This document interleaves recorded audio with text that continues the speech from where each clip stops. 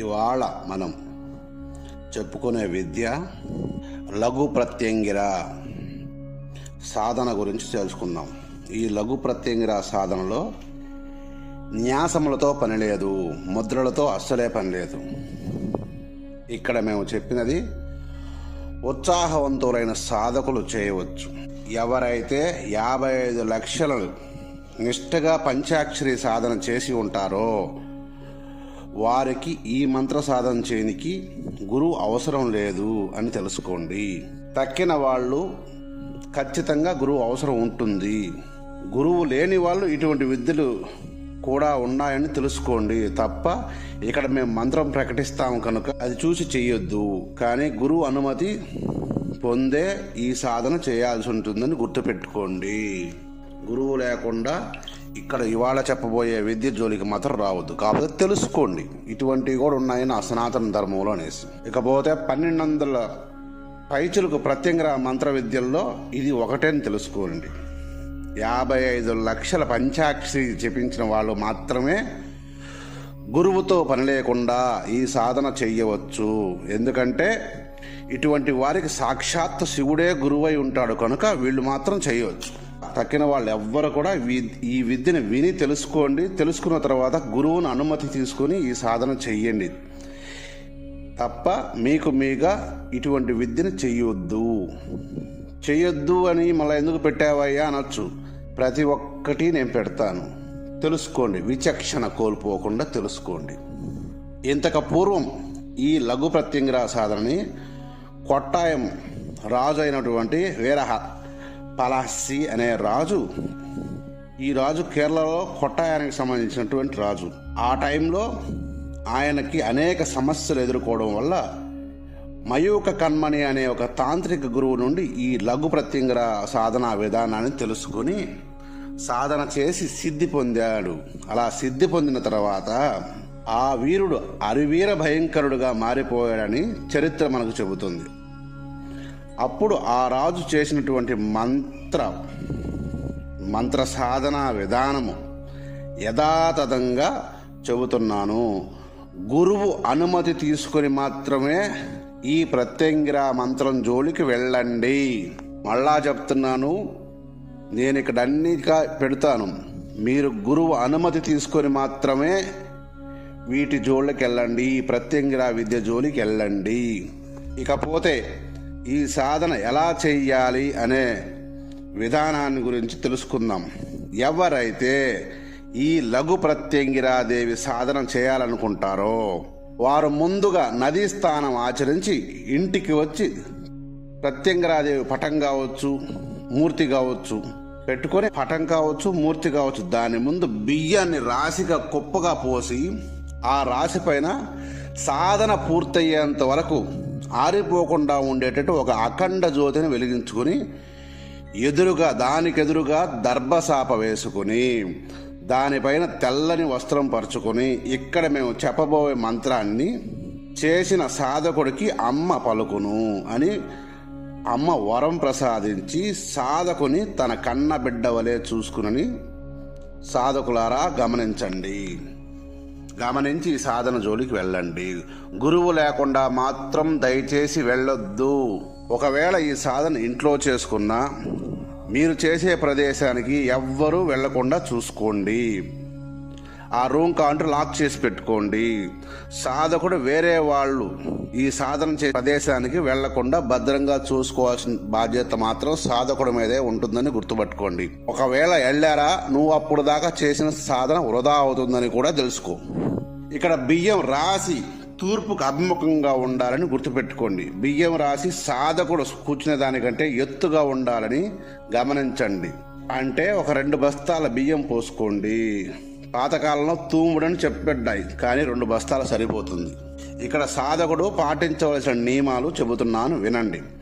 ఈ సాధనా సమయంలో సాధకుడి నల్లని వస్త్రాలు మాత్రమే ధరించాలి. నుదుటి మీద ఎల్లప్పుడూ నల్లని కుంకుమ లేదా కాటుక తప్ప వేరేది పెట్టకూడదు. ఈ సాధనా సమయంలో సాధకుడు ఎప్పుడూ కండ్లకు కాటుక పెట్టుకుని ఉండవాలని గుర్తుపెట్టుకోండి. కాటుక అంగట్లో దొరికేదైనా పర్వాలేదు, చిన్నపిల్లలకు పెట్టేదైనా పర్వాలేదు అని గుర్తుపెట్టుకోండి. కనురెప్పలకు లేదా కళ్ళ కింద ఎప్పుడు కాటుక ఉండవాలని గమనించి సాధన చేయండి సాధకులారా. ఇక్కడ చెప్పబోవు లఘు ప్రత్యంగిరాదేవికి కోపం ఎక్కువ కనుక నియమనిష్టలు తప్పకుండా పాటించవలసి ఉంటుంది. నిష్టగా ఈ సాధన చేయవలసి ఉంటుందని గుర్తుపెట్టుకోండి. ఒకవేళ సాధకుడు నియమాలు తప్పితే సాధకుని గతి ఇక అంతే. అందుకే మేము ఇన్నిసార్లు గురువు అనుమతి తీసుకుని సాధన చేయమని చెప్పేది. సాధకుడు ఈ సాధనా సమయంలో పగడాల మాలతోనే జపం చెయ్యాలి. ఒక్క పూట మాత్రమే, అది పాలన్నం మాత్రమే తింటూ జపం చెయ్యాలి. మిగిలిన 2 పూటలు తక్కువ మోతాదులో పళ్ళను తీసుకోండి, అంటే ఫ్రూట్స్ తీసుకోండి. గుర్తుపెట్టుకోండి సాధకులారా, బయట వ్యక్తులతో ఈ సాధన జరిగినన్ని రోజులు సాధకుడు కలవకూడదు. గుర్తుపెట్టుకోండి, ఎన్ని పనులున్నా కానీ అన్నీ చూసుకొని ఈ సాధనకి ఉపక్రమించండి. ఈ సాధన 55 రోజులు సాధన. ఇది రోజుకి 4000 వంతు జపం ఉంటుంది. గుర్తుపెట్టుకోండి. ఎవరైతే ఈ లఘు ప్రత్యంగిర సాధన సిద్ధి పొందుతారో అతడు మహాశక్తిశాలిగా మారుతాడని గ్రహించండి. ఈ సమాజంలో ఉండే ప్రతి ఒక్క గొప్ప వ్యక్తి ఈ సిద్ధి పొందినటువంటి సాధకుడికి స్నేహితులై ఉంటారు, శ్రేయోభిలాషులై ఉంటారని గుర్తుపెట్టుకోండి. మెల్లమెల్లగా ప్రతి దాని మీద విజయం సాధిస్తారు.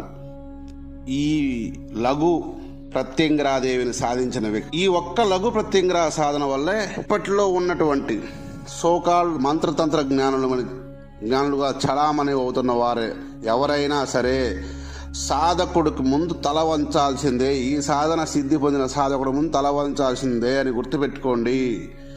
శత్రువు అనేవాడు ఉండడు.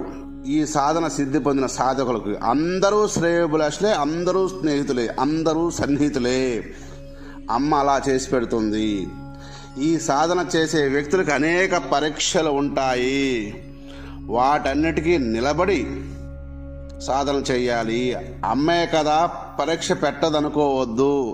ఖచ్చితంగా విపరీతమైన పరీక్షలు ఎదుర్కొని నిలబడితేనే ఈ లఘు ప్రత్యంగిరాదేవిని సాధించగలరు. గుర్తుపెట్టుకోండి, ఇక్కడ మంత్రం చెబుతాను వినండి. హ్రీం క్షం హ్రీం పక్ష జ్వాలా జిహ్వ కరాళ ద్రంష్టే ప్రత్యక్షం ప్రత్యంగిరే క్షం హ్లీం హ్రీం హ్లీం హ్రూం పట్ స్వాహ అనే ఈ మంత్రాన్ని సాధకుడు ప్రతిరోజు 4000 వంతున జపం చేయవలసి ఉంటుంది.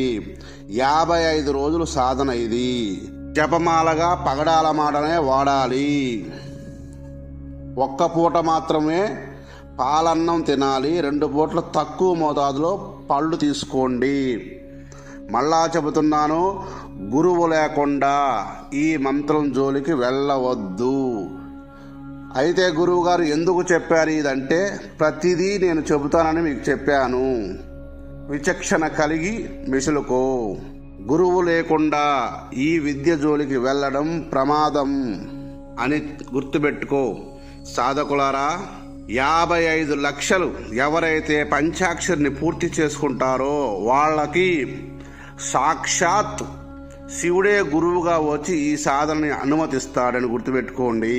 ఒకవేళ అటువంటి వాళ్ళు ఎవరైనా 55 లక్షలు ఇప్పటికే పూర్తి చేసిన వాళ్ళైనా సరే ఈ సాధన చేసుకోవడానికి అర్హత ఉంది అని గుర్తుపెట్టుకోండి. మళ్ళా ఏమీ చేయకుండా ఈ సాధన జోలికి వస్తే జరగబోయే ప్రమాదాలకి ఎవ్వరూ బాధ్యతలు వహించరు. చాలామంది అనుకుంటారు ఇలా అయితే ఎందుకు చెప్పాలి అని. ప్రతిదాన్ని చెబుతాం, ఆల్రెడీ చెప్పాను. ఇక్కడ ఎవ్వరు పిచ్చోళ్ళు లేరు. సాధకులు వినేవాళ్ళు ఎవ్వరు పిచ్చోళ్ళు కాదు. ప్రతి వ్యక్తి తన పరిధిలో ఒక నిర్దిష్టమైన సామర్థ్యంతోనే ఉంటారని గ్రహించండి. సోకాళ్ళు పుల్లల రాజులు రారా, గుర్తుపెట్టుకోండి. ప్రియమైన ఆత్మస్వరూపులారా, చేసి సుఖపడండి. సర్వే జనా సుఖినో భవంతు.